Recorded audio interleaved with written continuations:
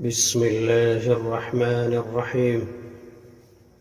تبارك الذي بيده الملك وهو على كل شيء قدير، الذي خلق الموت والحياة ليبلوكم أيكم أحسن عملا، وهو العزيز الغفور، الذي خلق 7 سماوات طباقا، ما ترى في خلق الرحمن من تفاوت، فارجع البصر هل ترى من فطور، ثم ارجع البصر كرتين ينقلب إليك البصر خاسئا وهو حسير.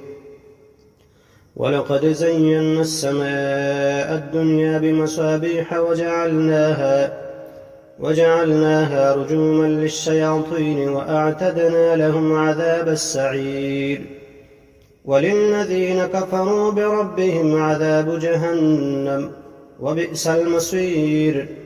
إذا ألقوا فيها سمعوا لها شهيقا وهي تفور، تكاد تميز من الغيظ، كلما ألقي فيها فوج سألهم خزنتها ألم يأتكم نذير؟ قالوا بلى قد جاءنا نذير، فكذبنا وقلنا ما نزل الله من شيء إن أنتم إلا في ضلال كبير. وقالوا لو كنا نسمع أو نعقل ما كنا في أصحاب السعير، فاعترفوا بذنبهم فسحقا لأصحاب السعير. إن الذين يخشون ربهم بالغيب لهم مغفرة وأجر كبير. وأسروا قولكم أو اجهروا به إنه عليم بذات الصدور. ألا يعلم من خلق وهو اللطيف الخبير. والذي جعل لكم الأرض ذلولا فامشوا في مناكبها وكلوا من رزقه وإليه النشور. أأمنتم من في السماء أن يخسف بكم الأرض فإذا هي تمور، أم أمنتم من في السماء أن يرسل عليكم حاصبا، فستعلمون كيف نذير. ولقد كذب الذين من قبلهم فكيف كان نكير. أولم يروا إلى الطير فوقهم صافات ويقبضن ما يمسكهن إلا الرحمن إنه بكل شيء بصير.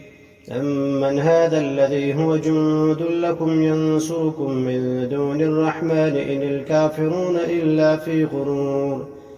أمن هذا الذي يرزقكم إن أمسك رزقه بل لجوا في عتو ونفور. فمن يمشي مكبا على وجهه أهدى أم من يمشي سويا على صراط مستقيم. قل هو الذي أنشأكم وجعل لكم السمع والأبصار والأفئدة قليلا ما تشكرون. قل هو الذي ذرأكم في الأرض وإليه تحشرون. ويقولون متى هذا الوعد إن كنتم صادقين. قل إنما العلم عند الله وإنما أنا نذير مبين. فلما رأوه زلفة سيئت وجوه الذين كفروا وقيل هذا الذي كنتم به تدعون. قل أرأيتم إن أهلكني الله ومن معي أو رحمنا فمن يجير الكافرين من عذاب أليم.